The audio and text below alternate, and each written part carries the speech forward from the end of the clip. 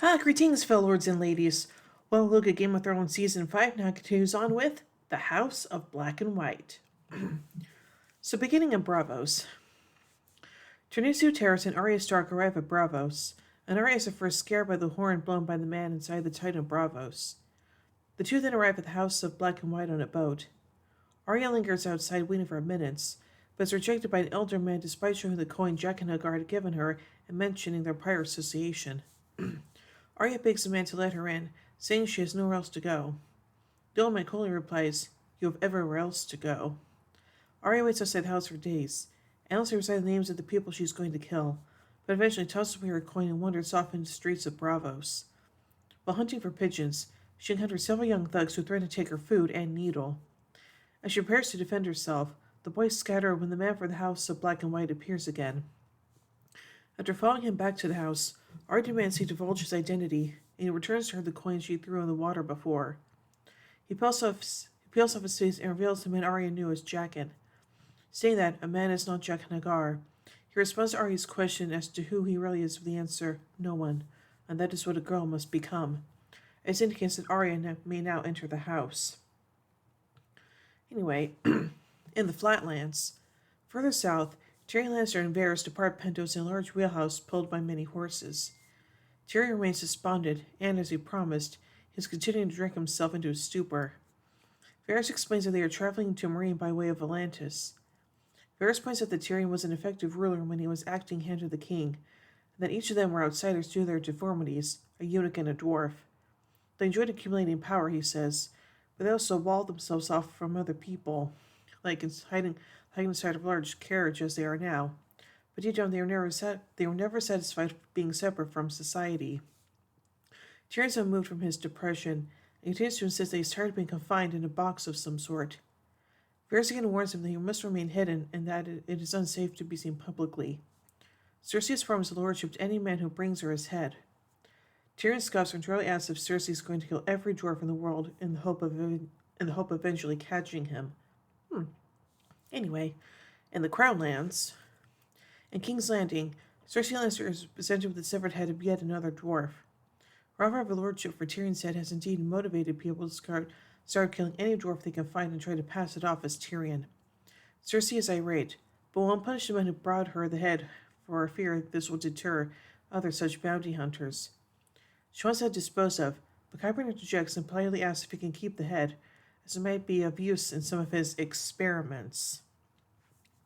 Cersei summons Jaime to their late father's office and reveals a gift from Dorne, an ornately carved viper, Princess Marcel's unique Lannister pendant suspended from its fangs. She insists it is a threat against Marcella, a conclusion Jaime can't refute. Cersei lashes out at Jaime for not being a father to any of his children, to which he points out that if he had been, their children would be stoned in the streets. He declares he'll fix the solution with Marcella and ignores Cersei's mocking of his one-handed status. That issue dealt with, Cersei convenes a small council. Sitting in the hand seat, she announces that the king has declared Qyburn the new master of whispers, and that the position of hand to the king will remain vacant until Tommen is old enough to decide on a candidate for himself. Tommen has apparently also decided to make Mace Tyrell the new master of coin, in addition to his duties as master of ships, extends the just now made-up position of master of war to Kevan Lannister. Although Mace Breen has new responsibilities, Pycelle's outraged at Qyburn's promotion, as she was thrown out of the Order of Maesters for conducting human experimentation. Kevan is disgusted at Cersei's blatant power play. Refusing the position, he denounces Cersei as nothing more than the Queen Mother, berates her for abusing her authority to fill the small council with her sycophants. He then walks out, saying he will await King Tommen's own instructions at Casterly Rock. Further north of the Crownlands at Castle Stokeworth, Bronn is spending time with the somewhat vapid betrothed Lola Stokeworth. They seem to get on relatively well, but Lola reminds Bronn that her older sister will get the castle when their mother dies. He rightly assures her that many people like her sister usually get what's coming to them, clearly setting his sights on the castle. Jaime finds the couple and reveals to Bronn that Cersei has reneged on her deal and offered Lawless' hands to Sir Willis Bracken instead.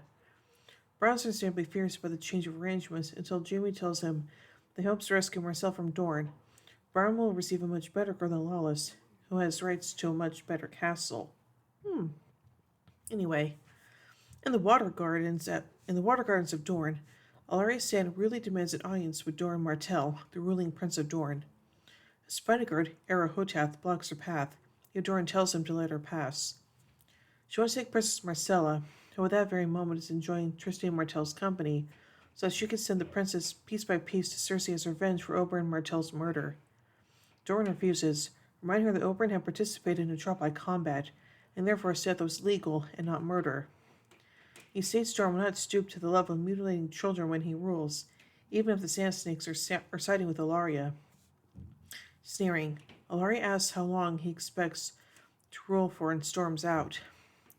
Hotath and the prince exchange a look as she departs, the former meaningfully indicating his acts, but Doran shakes his head and returns his attention to the water gardens as he contemplates his next move.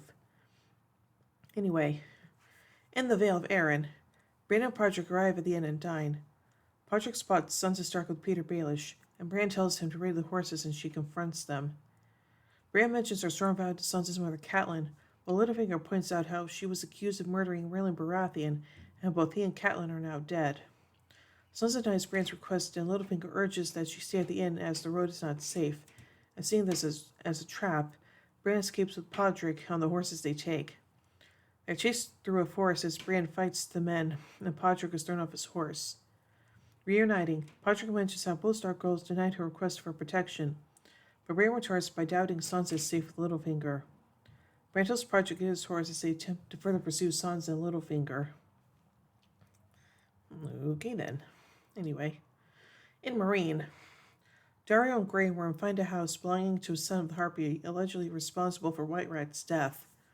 Dario explains that he's been using the second sons as spies throughout Marine, since they are far less conspicuous than Unsullied and can indulge in the same vices as their informants. Dario indicates this man's effectiveness by stabbing his dagger through a false wall, seriously injuring the man behind it. Back at the Great Pyramid, Daenerys and her council debate executing this Harpy's son, but the debate devolves into a shouting match between Mosadar and his daughter Zol Orak. After the rest leave, Sir Barristan tells her about her father and confirms that, contrary to what Viserys told her, the Mad King was indeed quite mad, citing how his crimes against House Stark ultimately led to the rebellion that but destroyed the Targaryen dynasty. Mollified by the revelation, particularly that her crazed father always thought his atrocities was serving justice to his enemies, Daenerys promises Sir Barristan there will be a trial for the accused. Before the trial begins, Mosadar kills the Harpy's son. Daenerys, hoping to preserve the integrity of law, as Mosadar publicly executed, causing the freed slaves to hiss at her and throw rocks at her as she leaves, along with the riot between the former slaves and masters breaking out. Later that night, Daenerys dismisses her council and goes outside. To her relief, Drogon, now the size of a small house, has lighted just above her balcony. Drogon sniffs her outstretched hand, and though he doesn't attack, he flies away again, leaving his mother alone. Aww. And finally, at the wall, Shireen Baratheon teaches Gilly how to read in Council Black's library, apparently to Sam's chagrin. Gilly asks about Shireen's grayscale scars, revealing that the Wildlings don't really have a word for it, and that two of her sisters contracted and were driven mad by the disease, before Craster put them out of their misery. Queen Selyse interrupts the proceedings and dismisses Sam and Gilly.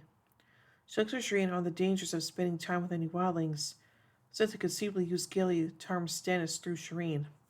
Shireen, however, doubts that's how things will go. Stannis himself, meanwhile, discusses Jon Snow's recent defiance. Stannis shows Jon a message he received from Lady Lyanna Mormont in response to the demand that House Mormont pledge itself to Stannis' cause. The note refuses, saying that the Mormonts only know one king, the king in the north, and will only follow with Stark. Jon tells Stannis that, like the Wildlings, the Northerners will only follow one of their own. Realizing this is true, Stannis makes Jon an enticing offer. If he leaves the Night's Watch, Stannis will use his authority as king to officially legitimize him as Jon Stark, Lord of Winterfell, so he can rally the North to Stannis' side and resume the fight against the Boltons, Freys, and Lannisters. Jon is visibly moved at the prospect of having his lifelong dream finally come true, Clear Mrs. Sam that he plans to turn Stannis down. He is the man of the Night's Watch. The choosing for the new Lord Commander of the Night's Watch commences, overseen by Maester Aemon. Janos nominates Alistair Thorne. Another brother named Stennis Mallister, commander of the Shadow Tower. The vote almost begins before Sam interrupts to put forward a third nomination, Jon Snow. When the votes are cast, a tie is called. Snow and Thorne have garnered an equal number of votes. With a wry smile, Mr. Aemon casts his own vote for Jon Snow. The brothers hailed Jon as the 998th Lord Commander of the Night's Watch. Yay! Alright. So let's take a look at some behind-the-scenes trivia from this episode. The episode title is a reference to the House of Black and White, the headquarters of the Faceless Men in the free city of Braavos. Sansa refers to the episode Dark Wings, Dark Words when talking to Littlefinger about the Raven message. Almost every major faction in the TV series appears in this episode, except for House Bolton, as well as House Frey, who have not appeared on screen since Season 3. House Tully, Brendan Edmure, more of an extension of the Starks, but not seen since Season 3 either, and House Greyjoy, whose subplots from the fourth novel were pushed back to Season 6. The producers already confirmed that Bran and his associates' storyline will not reappear until Season 6. Maester Rout does appear, representing House Tyrell, though Marjorie, Loras, and Olenna do not appear. This episode marks the return of Myrcella. She was last physically seen back in Season 2, Episode 6, The Old Gods and the New, before she sent off on a boat to Dorne. Myrcella was originally played by Amy Richardson in Seasons 1 and 2, but after a 2-season absence, the producers decided to recast the role now that Myrcella prominently features in Season 5, though was now played by Nell Tiger Free. This episode marks the first time that Dorne has been seen in the TV series, and the introduction of much of the rest of House Martell, after the first view of them given when Oberyn and Laria stand a visit at King's Landing in Season 4. This episode marks the introduction of Doran Martell, Oberyn's older brother and ruling Prince of Dorne, played by Alexander Siddig, known for his role as Dr. Julian Bashir on Star Trek Deep Space Nine. Dorne the novelist was loosely inspired by Moorish Spain, and by the time that the narrative was going to show it in Season 5, the impressive success of the TV series convinced HBO to invest the extra budget to actually film Dorne scenes in Spain, given the very medieval Islamic palaces which inspired the fantasy counterpart. Jim euphemistically says that Dorne is as far south as south goes. Way back in Season 1, Osha said that her goal after getting past the wall was to go far south as south goes. Whether or not she knew of Dorne is indeed the farthest south one can go in Westeros. It took 50 attempts for the Dornish gift box sent to Cersei open properly, all the sides falling away at the same time to reveal the dead viper inside. In the novels, Cersei does not receive any token of threat from Dorne, nor report that Myrcella is in danger. She sends her balanced swan to bring Myrcella, who was injured against Cersei as well, back because she feels the Dornish men cannot be trusted. In her eyes, all Dornish men are snakes, and the Martells are the worst of them. The fact that Dornish men served as her hateful brother's champion increased the loathing she felt toward Dorne. Unbeknownst to Cersei, at the time she sends her Balin to Dorne, Myrcella is in danger, though the Sand Snakes and Ilari do not mean to harm her. Jorah Martell is aware that many of his subjects want to get even with the Lannisters for his brother's death, and may seek to kill Myrcella as a payback in order to punish Dorne into war for both reasons. Therefore, she warns Sir Urs Oakheart of the danger and takes steps to prevent his nieces from stirring troubles. The actor saying the pendant to Cersei makes no sense, other than a plot device. If someone seeks to harm Myrcella, there is no reason to forewarn Cersei. On the other hand, if someone fears that Myrcella is in danger and wishes to protect her, the reasonable act is to send an explicit message. In fact, this is how Dorne acts in the novels. After warning Sir Urs that Myrcella is in danger, he writes to Cersei that he arrested his unruly nieces, yet Sunspear still seethes, and he cannot hope to calm the waters until he receives the justice that was promised him. Cersei, believing that Dorne is loyal to the crown, sends her balanced swan to deliver the mountain skull to the Martells in order to appease the Dornish. Jon Snow has been elected the new Lord Commander of the Night's Watch. The voting scene is significantly condensed from how this played out in the novels, and indeed, Jon Sterling is actually relatively behind several others. I like how Brandt's storyline caught up with his material at the end of the fifth and most recent novel. The Night's Watch election occurs at the end of the third novel, right after the Battle of Castle Black. This got pushed into the beginning of season 5 because the battle was used as the climax of the season episode 9, so there wasn't enough time left over. Though the producers have frequently said that they feel they are adapting the story as a whole and have been willing to let parts from one book spill over into other or later seasons, instead of forcing the pacing by trying to make them neatly match up. In the novels, every member of the Night's Watch gets to vote, and there are about 600 men left alive at the Night's Watch at this point. Not all of them can come to Castle Black, but the commander's reports or part of each garrison votes. The town mechanism in front of Aemon visibly doesn't have nearly that many tokens in it. Moreover, it is impossible for there to be a tie in the novels, as such, because the office is won by a two-thirds majority. If no one candidate gets a two-thirds majority, voting just continues until a clear front-runner gathers enough votes, and other minor candidates drop out. Sam shouting John's name is fully within the rules.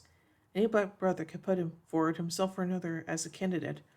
Officers just stand a more realistic chance of winning than a stable boy. The production team apparently just would make it visually clear how the voting went. Long times the numbers would be more difficult to process. It is equivalent as if John was one vote short of that two-thirds majority, and anyone added his vote to put him over the top. In the animated Histories and Lore video in Season 5's Blu-ray set titled The Lord of Commanders, describes how the election works in TV continuity, confirming that it has been changed from the books to be simple majority instead of a two-thirds majority. The video also confirmed that, as in the novels, votes from other castles along the wall were reported in by messengers. The TV episode just didn't make it very explicit. Stannis offered that he would make Jon the new Lord of Winterfell and release him from his oath to the Night's Watch, but Jon tells Sam that despite how much he wants to, he will not, because his vows to the Watch were taken for life. Neither Jon nor Stannis are being unreasonable in this matter. Martin has said that there have been several times in history when men were legally released from their vows to the Night's Watch, often when they are prestigious like Jon, when no other male heir is left to continue their family. On the other hand, while this has happened, the vows are taken very seriously, meant to be taken for life, and the handful of times that a few men were released from their vows over the centuries have always been very controversial. It was therefore not unlawful for Stannis to offer it, but at the same time, Jon was not being unreasonably stubborn by declining to be released from his vow. As Jon himself says in the episode, if he reneged on his vow of lifelong service in Night's Watch, many people will not take any future oath seriously that he made as Lord of Winterfell. Early in the novels, Robb planned to legitimize Jon and make him his heir should he die without issue, believing that Bran, Rickon, and Arya were dead, and having learned that Sansa had been married to Tyrion, essentially handing the north to the Lannisters. The reason the Night's Watch would be convinced to release Jon from his vows if he offered them 100 men in his place. However, the Red Wedding took place soon after and no more was said of it, and it's unknown what has become with the law decree which Robb made Jon his heir. In the books, in order to accept Stannis' offer, Melisandre told Jon he had to destroy the weirwood at Winterfell and become a believer in R'hllor. As much as Jon was tempted by the opportunity to be legitimized to become Lord Stark, he could not accept that term. That made Jon's refusal even more reasonable than in the show. It is unlikely the people of the North would have accepted the new Lord Stark, who was not only an oathbreaker, but also a defiler of the old gods. Sir Dennis Melliser was played by actor J.J. Murphy, who died only 4 days after filming his first scenes, at the age of 86. Co-creators David Benioff and D.B. Weiss have announced that the character will not be recast, as Murphy, quote, was a lovely man and the best Dennis Melliser we could have hoped for, and now his watch has ended, end quote. It's unknown if he finished every scene they intended to film with him, but apparently, or at least most of Murphy's primary scenes were already finished. It's possible that few scenes were rewritten to work around his absence, i.e., in the preceding episode, Sam will describe Mallister even though he is not present. Ultimately, Murphy gave no speaking lines in the finished episode. In any event, in the novels, Dennis returns to the Shadow Tower after the election. Excuse me. Dennis Mallister's supporter says that he joined the Night's Watch as a boy and has served through 10 winters. This cannot literally be true. and there's either dialogue error or his supporter should be understood as he was just loosely speaking, as if he said a dozen but was rounding. In season 1, Tyrion said that he has lived through 9 winters, the longest of which was a 3-year winter his was born during, placed in the ninth winter about 36 years ago. Less than novels, as Tyrion is a little older in the TV series. Mouser's supporter could not admit that he commanded the Shadow Tower through 10 winters, because in the previous episode, Samwell said that Mouser commanded it for 20 years, which would contradict Tyrion's statement that there have only been 9 winters in nearly 40 years. Mouser is said to have joined the Watch as a boy, and when he got to 16, he was serving at the Wall for about 70 years. Given the rough rate at which the multi-year seasons occur in Westeros, there had to have been more than one other winter between when Mouser joined the Watch 70 years ago and when Tyrion was born nearly 40 years ago. The summer that ended when King Robert died lasted 10 years. It was said to be the longest in living memory. Seasons don't normally last that long. Given that Tyrion said in season 1 that there were 9 winters in the 33 years he'd been alive, there had to have been other winters in that time period. Stannis shows Jon a letter he received from Bear Island when he asked for the allegiance of House Mormont. It says he received a fire reply from Lyanna Mormont, the 10-year-old lady of Bear Island, saying, "Bear Island knows no king but the king of the north, whose name is Stark." In the novels, Lyanna was similarly identified as the Lady of Bear Island to Stannis. Generally, Jon thinks to himself that she actually isn't because she has older sisters, which is why she would be identified as such in the letter. As Jon says, Lyanna Mormont is the niece of Lord Commander Jorah Mormont, through his sister Mage Mormont, who was last seen in season 1 without speaking lines, and was the ruler of House Mormont in Bear Island at the time. In the novels, Mage is still alive, and was not present for the Red Wedding because Robb sent her on ahead to the Crangamen of House Reed in the Neck to prepare them for a push to retake Moat Cailin from the Ironborn. Whereabouts after the Red Wedding are unknown. Lyanna is actually the youngest of Mage's 5 daughters, and her oldest daughter, Daisy, was a member of Robb's personal bodyguard who was killed in the Red Wedding. The exact situation in the TV series is unclear, but this doesn't necessarily mean the mage died off screen in the TV version. Assuming that Lyanna is acting Lady of Bear Island because she was left physically in charge there, just as Bran was the acting Lord of Winterfell during season 2 due to Robb's absence. In the books, Lyanna apparently has changed her mind about supporting Stannis, for a Mormont force led by Alysanne, Mage's second daughter, assists him to liberate Deepwood Motte. Stannis writes Jon about that, quote, "We had other help, unexpected but most welcome, from daughter Bear Island, Alysanne Mormont, whose men named her the She-Bear, hid fighters inside of a gaggle of fishing sloops and took the Ironmen unawares where they left the strand," end quote. That Mormont force joined Stannis in his campaign against the Boltons. Alysanne comments that her sisters Lyra and Jorel are with her mother. Hence, by default, Lyanna is acting Lady of Bear Island, while her mother and older sisters are away. Similar to Bran Stark was the acting Lord of Winterfell in season 2, when his older brother Robb was not physically present to rule. Even though Shireen was first introduced in season 3, this is actually the first time that any explanation has been given on screen for why half of her face is heavily scarred. She had the dreaded disease known as grayscale when she was an infant. Against all odds, she was able to be cured and survived, though it left half of her face disfigured. This is also the first time that grayscale has been mentioned by name in the TV series, as a leprosy-like disease found across both Westeros and Essos. In the novels, Mansraider's sister-in-law Val, omitted from the TV series, later sees Shireen and warns that the girl is unclean. Gilly loosely takes Val's place in this regard, though her reaction is much more sympathetic. The Wildlings actually call it the Great Death. Gilly probably doesn't know this because she doesn't know much in general about the culture of other Wildlings outside of Craster's Keep. The TV series also invented the detail that 2 of Gilly's sisters once caught grayscale and died, though this could have happened. Gilly says that Craster quarantined the girls in a hut, but they were completely covered in grayscale and no longer coherent. He dragged them out into the woods by ropes to kill and possibly burn them. This is also not particularly more harsh than how those of Grayscale are treated in Central Civilization like King's Landing or Pentos.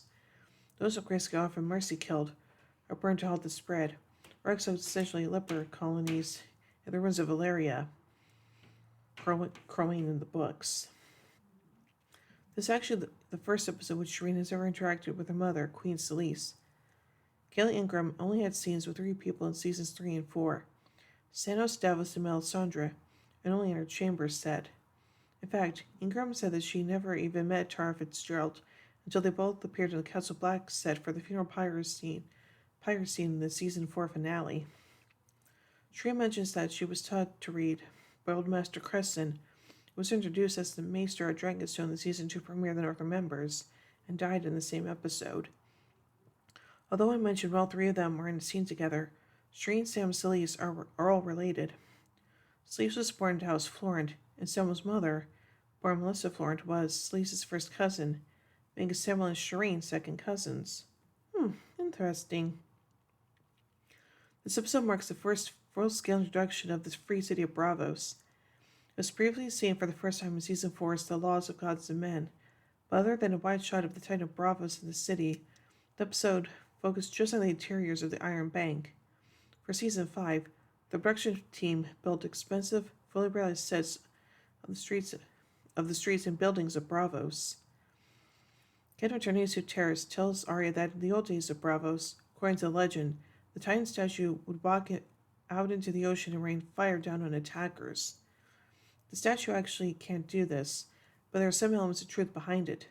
The Titan is not merely a decoration, but is a stylish fortification that commands the only major passage into the harbor, and the statue is filled with murder holes from which the defensive garrison can rain down fire and burning oil on enemy ships that try to pass. Excuse me. It isn't clear why no one in Braavos speaks Bravosial Valerian. Beat him a gang of street toughs apparently speak in the common tongue of Westeros. Representatives of Iron Bank, such as Tycho Nestoris, know how to speak the common tongue because they're used to dealing with foreigners, as are sailors such as Terniso Terrace, who brought Arya to Braavos, and also the Faceless Men assassins. The common tongue is a major world language, and Braavos is extensively involved in international trade. It was not implausible that perhaps the street toughs recognized that Arya was Westerosi by her clothing and appearance, and thus knew how to speak to her in the common tongue. In the novels, Arya has to spend some time learning Bravosilo Valerian. Arya was last seen hunting pitch in Season 1's Baelor. She was hiding in the slums of Flea Bottom and King's Landing. Arya's kill doesn't mention Ilan Payne, though due to the actor's pancreatic cancer, it is unclear if he will return to Shalom in the future, and would say that Ilan Payne is still alive. In the novels, Arya did include people she didn't know about, and by the time she left Westeros, information was still unclear on the role that House Bolton played in betraying her family, so she did include them. It's common that the House Frey betrayed her family because the rite of wedding happened in their own castle. In the books, Arya doesn't include Walder Frey, however, or any Freys, though she gives the explanation that the only reason she doesn't include them is because it would take too long to recite the names of the over 100 living members of House Frey, all of whom she wants to kill. She also does include Theon because she wasn't aware of his capture of Winterfell at first, and by the time she left Winterfell, reports were that the Boltons had retaken the castle and captured Theon, so Arya thought Theon had been dealt with. Arya briefly added Melisandre and the Brotherhood without Bannister this is Season 3 because she was angered that they sent Gendry away. A change from the novels, where she never meets Melisandre and Gendry remains with the Brotherhood, but apparently she simply removed them after a while. It wasn't nearly as good what Cersei did to her, although she didn't know it, Gendry came to no lasting harm. In the novels, the members of the Faceless Men whom Arya meets at the House of Black and White can be the real Jack and Hagar, because he's still pursuing his original assignment in Westeros. Arya nicknames this other man as the Kindly Man. In the TV series, a longer amount of time has passed, and Dragon's other subplot seems to have probably been omitted. Therefore, it isn't clear if in the TV continuity it has been changed so that he actually is the original man that Arya physically encountered at Harrenhal, or if he's just another shapeshifter who could take on the same appearance. Indeed, there never was a Jack and Hagar. It was just a fake persona that the Faceless Man that Arya encountered happened to be using. Another factor is that the faceless men practice extreme self-abnegation, describe themselves as no one, and basically consider each other to be interchangeable. If you ate one faceless man, you ate all of them. If you harm one, you harm all of them. In an interview with Vulture.com, myself with the turn of actor Tom, and I'm sorry I'm mispronouncing this, Lashia, and whether this was the kindly man taking on the face of Jackin, or if the TV show changed it so that this really is the same face man that Ari Kendall Westeros. Writer Brian Cockman sidestepped the issue by chuckling, responding, quote, "He is no one. There was no kindly man. There was no Jaqen H'ghar," end quote. Jaqen gave Arya his special coin back in the season 2 finale, identifying her as a friend of the faceless men and gratitude for saving his life. She carried it around for 2 years before finally using it in the season 4 finale to obtain passage to Braavos. Freeze framing when his faceless man shapeshifts, the camera swings behind Arya's head, revealing that he simply didn't wave his hand in front of his face, instantly turned to Jaqen's face. Once his hand had moved. Rather, he visibly pulls off the old man's face like a mask, as if it were a wet cloth sticking to his face. The actor who plays the old black man that Arya meets in the House of Black and White is officially credited simply as the old man. The old man raised another point. Braavos was defended by escaped slaves fleeing from the Valyrian freehold, who killed the masters commanding a fleet of slave ships they were being transported in and sailed as far away from Valyria as they could. The original slaves were from across the world, from Andals, like the people who live in southern Westeros, and the Rhoynar, like the Dornishmen, to Cascari from Slaver's Bay, and also from the Summer Isles and Nath, like Grey Worm and Missandei, and even peoples from further east. As a result, there is no set Braavosi ethnicity whatsoever. Braavosi can be Northern European in appearance like the Lannisters or Baratheons, such as Tycho Nestoris, or they could be Mediterranean Greek in appearance like Sierra Frel, or it can be Sub-Saharan African Black in appearance. The Braavosi are a cosmopolitan culture, not an ethnicity. Braavosi people can be any ethnicity in the world. Cersei says that she recognized the Lannister lion pendant sent from Dorne stuffed in a viper's mouth to be Marcella's, because there are only 2 pendants like it in the world. The one Cersei herself wears, and the one Marcella has. Other 2 Lannister lion pendants have actually appeared in the TV show. In addition to the aforementioned 2, Joffrey gave one to Sansa in a golden crown, and Tyrion gave one to Ross. The unnoticed she was wearing in The Wolf and the Lion. In The Prince of Winterfell, Ross's pendant led Cersei to mistakenly imprison her, thinking she was Tyrion's long-term lover. What Cersei apparently means in this episode is that the pendants she and Marcel have are exact copies, i.e., she recognizes the maker's mark, and a finer detail than the camera can see. Surely, the Lannisters have been putting lion sigils on their jewelry for generations. The idea itself is not unique, and there would have been a wide variation of this design, but Cersei recognizes this as the specific Lannister lion pendant that belonged to her daughter. In the novels, Jaime did not go to Dorne. This is a consideration of plot lines involving Marcella. This is a condensation of the plot lines involving Marcella. Instead, Jaime went to the Riverlands to take command of the ongoing siege of Riverrun, whose garrison, commanded by Brynden Tully, had been completely surrounded by the Freys, but finally continued to hold out for months after the Red Wedding. Bronn didn't accompany him, but remained at Castle Stokeworth. Although it was difficult to tell from the prop, the severed dwarf's head that is presented to Cersei appears to be the dwarf who played Joffrey in the mock joust during the Purple Wedding, who was credited simply as Dwarf 1. In the novels, hunters actually did behead one of the dwarf actors from the wedding. The scene of Cersei being presented with the head involved a different dwarf that Brienne had met. Cersei does not mention that she has been brought numerous dwarf heads by hunters who want the reward. Note that, as in the novels, the hunters cruelly made a large slash along the dwarf's face to make it look more like him, though it isn't very convincing because Tyrion's wound was scarred and this wound is obviously fresh. If you look closely during the scene in Qyburn's lab, off to the side a large body is completely covered by a white sheet. Apparently Gregor Clegane, whom Qyburn is still attempting to heal after he was poisoned with manticore venom. The very next episode confirms this after Gregor is under the sheet. Excuse me. Lois Stokeworth's first mentioned season 4's Mockingbird, when Bronn explained that Cersei bribed him with the marriage into the nobility, albeit to a younger daughter. It would not be Tyrion's champion in the trial by combat against Gregor Clegane. Bronn accepted, because even if he wasn't bribed, he doubted he could have defeated such a monstrous large and strong opponent as Gregor. Tyrion described her at the time as dim-witted. Though in the novels it isn't clear if she's actually meant to be a lagwit, i.e. some sort of diagnosable mental handicap, or if she's just quite simple-minded, not very intelligent. Lois's gown features embroidery in the center with the heraldry of House Stokeworth, a white lamb holding a golden cup on a green background. There was some concern back when Mockingbird aired. Within the same episode, Oberyn said that his father took him on a trip to Casterly Rock when he was young, where he encountered the newborn Tyrion, and also, Tyrion explained that Lois's oldest sister Fleece would inherit Castle Stokeworth when her father died. In the novels, Oberyn's mother was the previous ruler of Dorne, who led him on a journey to Casterly Rock, and Lois's mother is the current head of House Stokeworth. This led to some fears that female inheritance in Westeros, and the fact that sometimes houses end up being headed by women, had been cut from the TV series. Apparently, however, the TV producers simply used condensed dialogue at the time because they felt it would take too long to explain the intricacies of Westeros' inheritance system.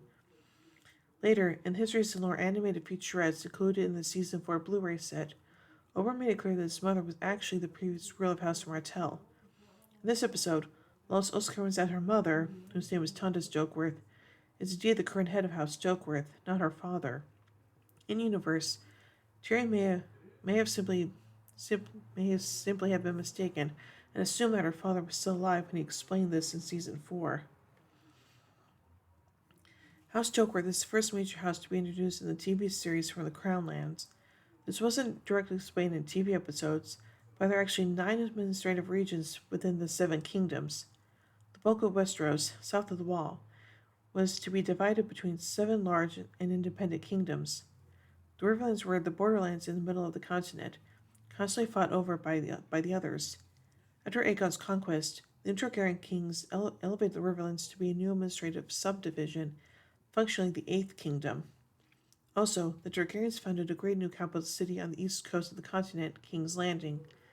To regularly supply armies to the Iron Throne and support the new capital, the Targaryens also carved out territory and lordships from the surrounding kingdoms to make the Crownlands, functionally a 9th Kingdom, not subject to one of the other great houses, but sworn directly to the Iron Throne. After the Targaryens were overthrown, the Crownlands continued to be ruled directly from King's Landing by Robert Baratheon. The TV series has not extensively shown before that there are more locations within the Crownlands besides King's Landing itself. On the mainland, that is, Dragonstone is technically also part of the Crownlands, but has a special status as a large island in the Blackwater Bay. Dontos Hollard was also from the Crownlands, but he had no extensive lands.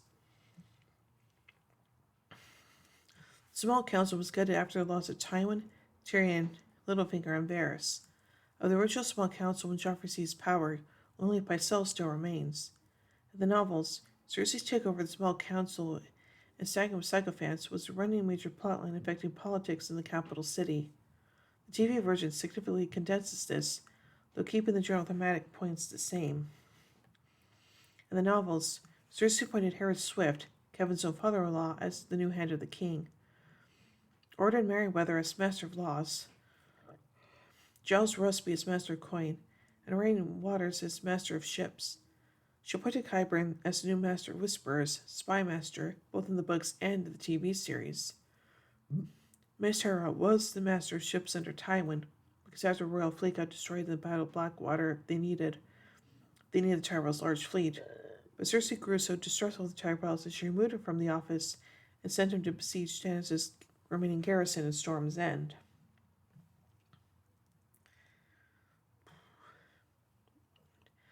Given that these characters were not introduced in the TV series and before, the audience wouldn't be familiar with them, Cersei's reshuffling of the small council in the TV series and the TV version is condensed. Cersei isn't bothering to name a new hand of the king at all, shockingly leaving the office vacant while ruling over the council. In the novels, Cersei is technically still Tommen's regent, but in the TV version, Tommen has apparently passed the age of legal majority in Westeros by this point, and she is no longer his regent. Kevin specifically says that she's only the Queen Mother and makes no mention of being a regent. A Queen Mother has no right to sit on the council if not a regent, though a king can, in theory, invite any advisors he wants onto his council, but Tommen isn't even present. Master was retained, simply made both Master of Ships and Master of Coin. Carbon is new Master of Whisperers, and Pycelle remains Grand Maester. As Kevin was apparently going to point out, as Lord Commander of the King's Guard, Brother Jamie is also supposed to be a member of the small council based out of the capital. As it turns out, he volunteered to leave to deal with events outside the city. In the novels, Tywin made his brother Kevin the new Master of Laws, which was Rayleigh's position in the back of the book / season 1. In this episode, Kevin makes it clear that he was not made Master of Laws off-screen in the TV version, but was commanding armies in the field and only just returned to the capital save for Tywin's funeral. Meaning in the TV version, its office has apparently been simply left vacant since Robert died, and it remains vacant. There was no such thing as a Master of War. The Crown's armies are commanded by the Protector of the Realm, usually the King unless he's underaged, who turns in commands to the 4 Wardens. This reflects a much more complex development in novels, in which Cersei basically starts making up titles on the small council at her whim, which she technically doesn't have the right to do either. In an act of petty resentment, she comes to loathe the idea of anyone calling himself master in his title on the small council, feeling this means a loss of control. Therefore, she picks new names based on a few titles from the Free Cities. The Master of Coins is renamed as Lord Treasurer, the Master of Ships is renamed the Grand Admiral, and the Master of Laws is renamed the Justicar. She did try to make Kevin the new Hand of the King, but Billing refused her. Openly told her that she completely failed as a mother to raise Joffrey, and demanded that she yield over custody of Tommen. She refused, and he returned to Casterly Rock. Essentially, the same plot development happens here, though simply condensing these characters and plot lines. In the books, Robb also creates a new title, Warden of the Southern Marches, for his great uncle Brynden Tilly. Unlike Cersei, Robb has the right to create a new title since he is a king, and he does not do it as a whim. In case Robb runs into troubles, the title will give the Blackfish the authority to act as the supreme military commander without hesitation or power struggles with other lords over command of the army. Cersei made the mistake of assuming that Uncle Kevin was her father's loyal lackey. Kevin makes it more explicitly clear in the novels that he really was Tywin's puppet. He just happened to agree with his brother almost all the time, because Tywin was a political and military genius. Pycelle accurately points out that the Grand Maester has been selected to serve as Hand of the King on multiple occasions throughout history. Combined with the fact that he is the longest-serving member of the Council, indeed the only remaining one from King Aerys's, Robert's for Joffrey's reigns, his request to be in hand is entirely reasonable. Pycelle's discovery of the Qyburn was previously explained in Season 4. He conducted human experimentation and vivisected living men in the pursuit of medical knowledge, for which he was expelled in disgrace from the Order of Maesters, headquartered in the Citadel. Cersei emphasizes that she is making Qyburn the new Master Whisperers based on loyalty, stating that Varys was disloyal, though in such a way that it seems almost a jab at Pycelle's loyalty. This is bizarre, as Pycelle takes it as such, given that he has been nothing but loyal to Cersei. In Season 2, Tyrion discovered that Pycelle was actually her spy in the small council.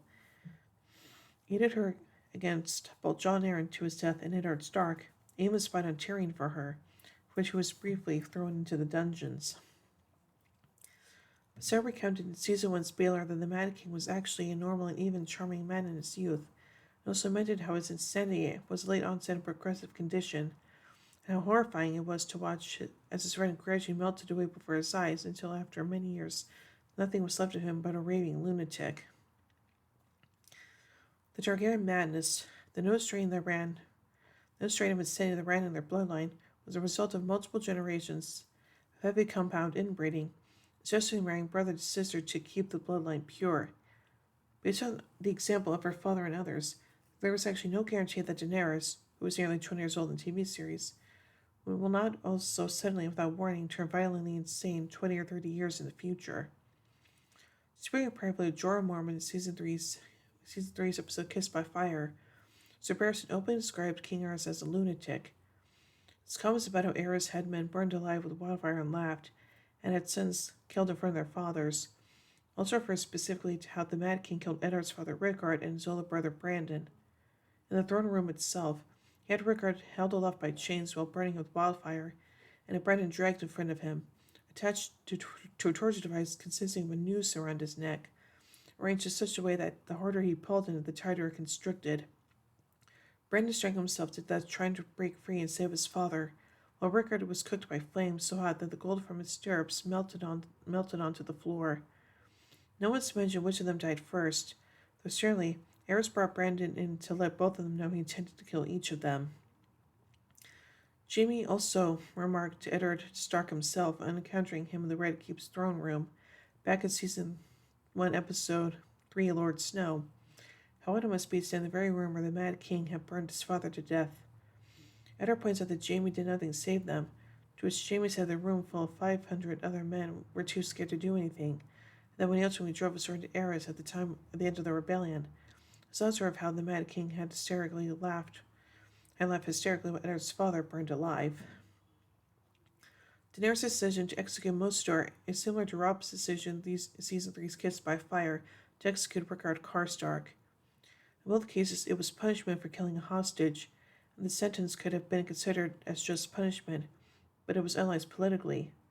Rickard's death sentence cost Robb the Karstark troops, whose position had already deteriorated as a result of Ironborn's invasion and the departure of the Freys. Daenerys' rules unstable since she has many enemies among the former slave masters in the region, and Mosdar's public execution angered many of the ex-slaves who most fervently supported her. The incongruous graffiti "Kill the Masters" last seen on a wall in season 4's Oathkeeper is seen again in this episode, when the Sons of the Harpy's corpse is left next to it. Again, even linguist David J. Peterson was confused why slaves and Marine would write graffiti in the common tongue of Westeros, not like Scaria Low Valyrians spoke in Marine. I suspected that it was simply because the executive producers wanted the audience to be able to read it without resorting to subtitles. Sansa's storyline has been directly changed from the novels, and all the scenes of both Sansa and Brienne in this episode have no real equivalent in the novels. Very loosely, they seem to have been heavily condensed from Sansa's future storyline in the unpublished 6th novel. Just as Brienne never actually met Arya Stark in the novels, Brienne never found Sansa Stark either. Instead, she continued to wander through the war-torn riverlands, desperately hunting for the girls, and witnessing firsthand the utter devastation caused by the war. Entire swaths of the region reduced to burned-out ruins, and even with the war technically over, it would take a full generation to recover. Brienne's comment at the end that she saw Sansa travel Littlefinger at least 2 roads indicates that they're still in the Vale in this scene. Gwendolyn Christie explained in an interview with Entertainment Weekly that a very important non-verbal instruction was in the script. Sansa is not in a position to accept Brienne's offer because she realizes she is still Littlefinger's glorified captive, so the script instructed Sophie Turner to shoot Brienne a look, telling Brienne to, quote, and pardon my language here, "get the fuck out of Dodge," end quote. That is an American euphemism. Basically, the script specifically said that even as Sansa is verbally rejecting Brienne's offer, non-verbally she's trying to shoot Brienne an imploring look, for the rights to convey, quote, "I want to accept your offer, but get the hell out of here before Littlefinger has his guards kill you," end quote. Fundamentally, this is the same reason that she rejected the Hound's offer to flee King's Landing with him during the Battle of the Blackwater. She didn't think she could successfully escape with him, so she chose to bide her time. Notice how Brienne's sword cuts one of the guard's swords completely in half. Brienne's Oathkeeper is made of iron steel, which, as explained in season 4, is incredibly strong and incredibly sharp. Brienne tells Sansa that she swore to her mother to find Sansa and protect her. That was not her oath.